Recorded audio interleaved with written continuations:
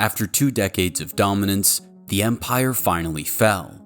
The New England Patriots, once the model of perfection, had become a punchline. Belichick's magic was gone, Mac Jones had flopped, and for the first time in 20 years, Foxborough felt hopeless. The post-Brady era wasn't a rebuild, it was a complete collapse. 4 losing seasons in 5 years. No direction, no identity. The dynasty was over. Or so everyone thought. But good franchises don't stay down for long. And if the early 2000s Patriots defined sustained greatness, the mid-2020 Patriots might just redefine how fast you can get back there. Because in just 2 seasons, this team went from rock bottom to one of the NFL's most exciting young rosters, with a new quarterback, a new culture, and a new identity that's restoring the Patriot Way. This is how the New England Patriots completed the fastest rebuild in NFL history. Before we get stuck into the masterclass of roster construction and drafting that has led to this New England Patriots rebuild, we need to understand why things got so bad and why so many reinforcements were needed. In the 4 seasons that followed Tom Brady's departure, the New England Patriots enjoyed just 1 winning season, culminating in a 4-13 2023 campaign that was dysfunctional enough to spell the end for one of the greatest coaches the sport has ever seen. Both are legends, and both played their part in one of the greatest partnerships in NFL history. But for Belichick in particular, as the de facto general manager as well as head coach, he played a big part in the team being such a mess in the early 2020s. The long list of draft misses in recent years makes for ugly reading. N'Keal Harry was drafted ahead of players like Deebo Samuel, A.J. Brown, and DK Metcalf, while the reach for Cole Strange in 2022 was literally laughed at by Sean McVay. Obviously, then, Mac Jones never worked out as the replacement for Tom Brady, which ultimately cost him his job. But it wasn't just draft misses though. You also have the inexcusable trade of a 2nd-round pick for a 30-year-old Mohamed Sanu, the decision to let Jacoby Myers walk, and the inability to build an offensive line over his final seasons with the team. The bottom line was, when he left in 2023, the roster was depleted across the board, and it would take an almighty effort to get it back up to a competitive level. Eliot Wolf was the man tasked with filling Belichick's shoes, at least from an overseeing general manager perspective. The other person coming in to replace Belichick was Drake Maye as head coach. Maye was the guy earmarked to be Belichick's successor for years, replacing the Hall of Fame coach with an in-house elevation who would take the team into a new chapter, but with links to what had worked before. To welcome in this new era of football, Wolf and Maye needed to make a splash.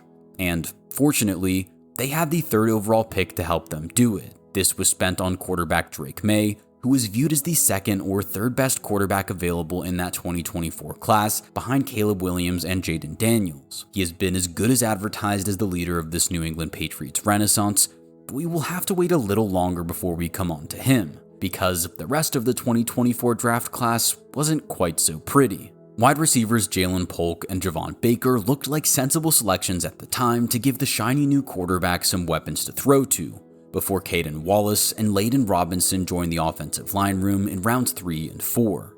Just 1 year later though, Polk, Baker, and Robinson were all off the team, with only Caden Wallace hanging on to the depth chart in 2025.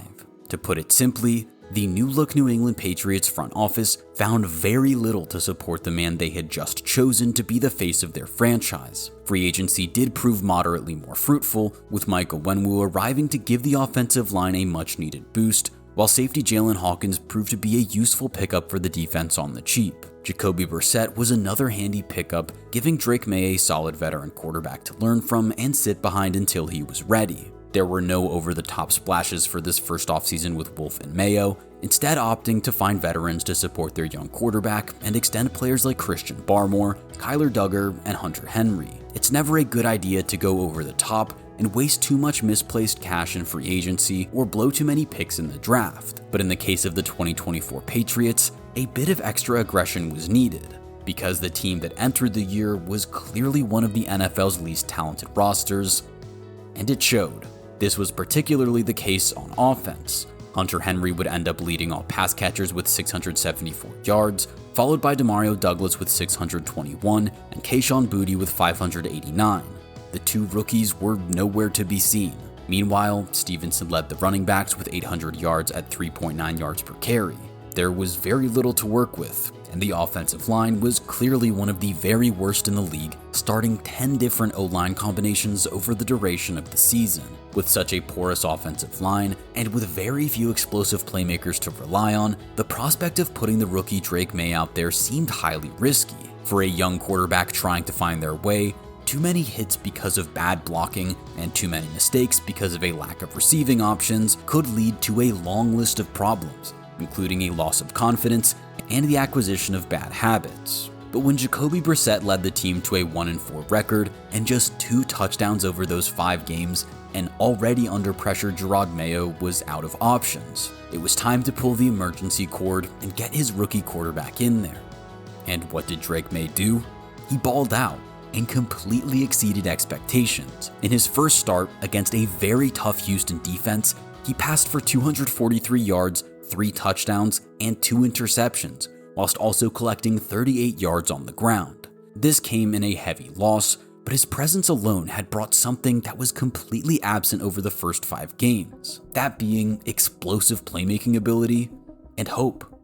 In that first game, Maye tossed more touchdowns than Brissett had managed over his 5 combined, and his willingness to attack deep at least gave fans something to cheer for. Whilst they aren't but not only did he survive, he somehow managed to make plays in the process. Now, while Drake Maye did show plenty of signs of promise, there was only so much magic he could deliver with clearly one of the very weakest rosters in the entire NFL. The team managed a lousy 4-win record for the second season in a row, giving them another top 5 pick to add to the equation. Fortunately, one person who wouldn't be there to help figure out how to use that pick would be Jerod Mayo. That's right, the man handpicked to replace the great Bill Belichick was out after 1 year, partially doomed by his talent-poor roster, but also his inability to get his boys prepared. So, entering the 2025 NFL season, it was time to hit the reset button yet again. Eliot would be staying in his post, and this time, the familiar face to try and execute their vision of the Patriot Way would be Mike Vrabel. And sticking with the theme of familiar faces in familiar places, he would be joined by none other than Josh McDaniels as the offensive coordinator, ready to work his magic with Drake Maye and try to recreate the glory days he had with TB12. For this particular reboot, the quarterback was already in place, which made things a little easier. The other good news was that these Patriots easily led the way with nearly $130 million in cap space available to them, one of the only good results to come from the conservative spending in 2024. This would go a long way to helping repopulate one of the very worst rosters in the NFL, but it couldn't just be spent on anyone. It was crucial that Wolf, Vrabel, and company found people who could come in and make a difference. On offense, Stefon Diggs came in to immediately lead the depleted pass-catching room. It is always risky to give significant money to a 31-year-old wide receiver coming off an ACL tear, but Diggs has been one of the most reliable wide receivers in the NFL over the last decade. If you want your quarterback to grow, the best thing you can do is get a savvy veteran who can win with his football IQ as much as he can with his athleticism. Diggs certainly ticks those boxes and has only gone on to exceed expectations ever since he arrived.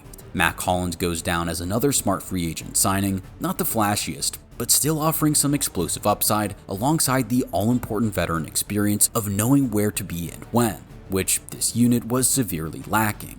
Arguably even more important than Diggs was the arrival of center Garrett Bradbury and offensive tackle Morgan Moses. The Patriots front office recognized that what they put out there in 2024 was simply unacceptable. You just cannot compete in games with that many turnstiles along the offensive line, and these two veterans would at the very least help them take a step up towards league average. For the defensive overhaul, Milton Williams was the star signing on a 4-year, $104 million deal, joined on the defensive line by Harold Landry, Kyrie's Tonga, and Clavon Chason. Behind them, Robert Spillane was inked to a 3-year deal. When you then factored in the already extended Christian Barmore, you get a much sturdier front seven, handpicked to execute Vrabel's vision. In the secondary, Carlton Davis arrived as another solid signing, filling the cornerback spot across from rising star Christian Gonzalez. All of a sudden, there was talent on the roster, and with the quarterback already in place, The 2025 NFL Draft provided a great opportunity to add the finishing touches. With the 4th overall pick, the Patriots brought in their third key offensive line addition of the offseason in the form of Will Campbell from LSU. Much was made of Campbell's arm length throughout the pre-draft process, but in terms of raw talent and on-field versatility, he stood out as one of the elite prospects in the class. Recognizing the importance of finally solving the offensive line issue, the Patriots doubled down and selected Jarrett Wilson in the 3rd round.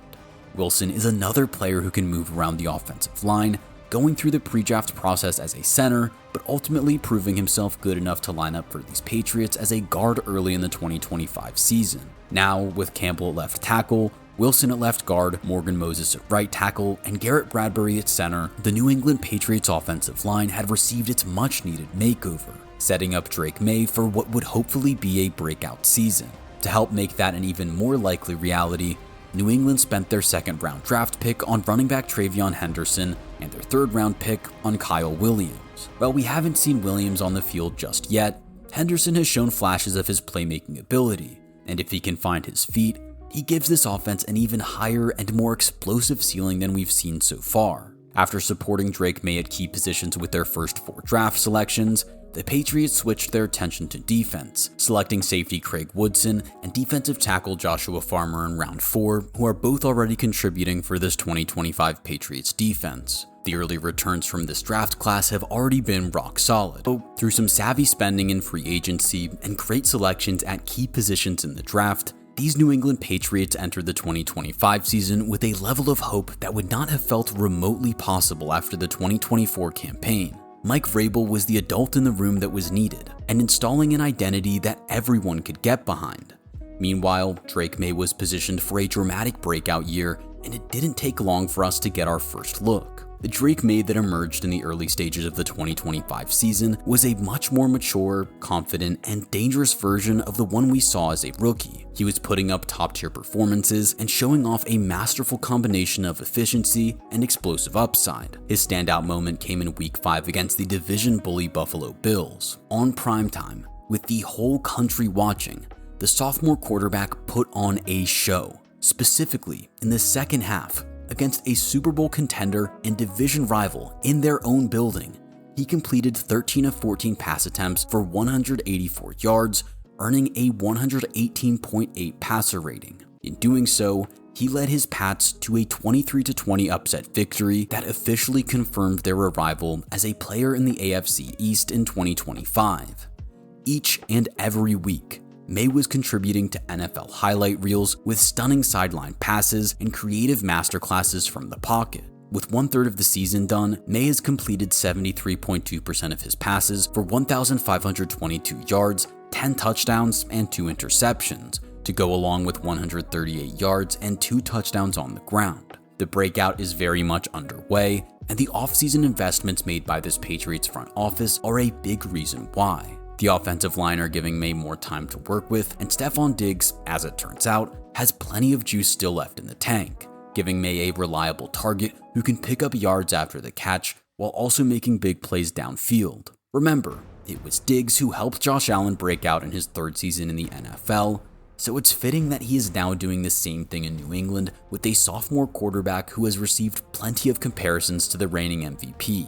The defense is supporting their young quarterback as well, with Harold Landry racing out to a very tidy 4.5 sacks over his first 6 games, and Milton Williams proving to be a menace at the heart of the defense. Clavon Chason has also been a good contributor, and Robert Spillane is comfortably leading the team in tackles a third of the way through the season, with an interception and a forced fumble added to his box score as well. While it will be tough to beat the Buffalo Bills to the AFC East title, it says a lot about how far these Patriots have come that they could go into their division rivals' building and actually beat them. They had already reached their win total of 4 from the previous season by week 6, and with rookies like Travion Henderson and Kyle Williams yet to get going, there is plenty of room for more upside to be found in this offense. Most importantly though, we can confidently say that Drake Maye is a legitimate rising star, and the next big thing at quarterback. Ultimately, it is that fact that is the most exciting for New England Patriots fans, who are dreaming of a second act to that remarkable NFL dynasty they got to cheer on for 2 decades. It's taken less than 2 years for the Patriots to go from the league's basement to one of its biggest threats. A rookie quarterback has become a franchise cornerstone. A new head coach has restored discipline and belief, and a front office once mocked for its decisions is now being studied for its precision. The dynasty might have ended with Tom Brady, but the Patriot Way never really died. It just evolved. From chaos to culture, from collapse to contender, from rock bottom to the fastest rebuild in NFL history. The New England Patriots are back. The question now, how far can they go? Let us know in the comments. If you enjoy deep dives into stories like this one, make sure to subscribe. It really helps us keep creating more NFL documentaries just like this.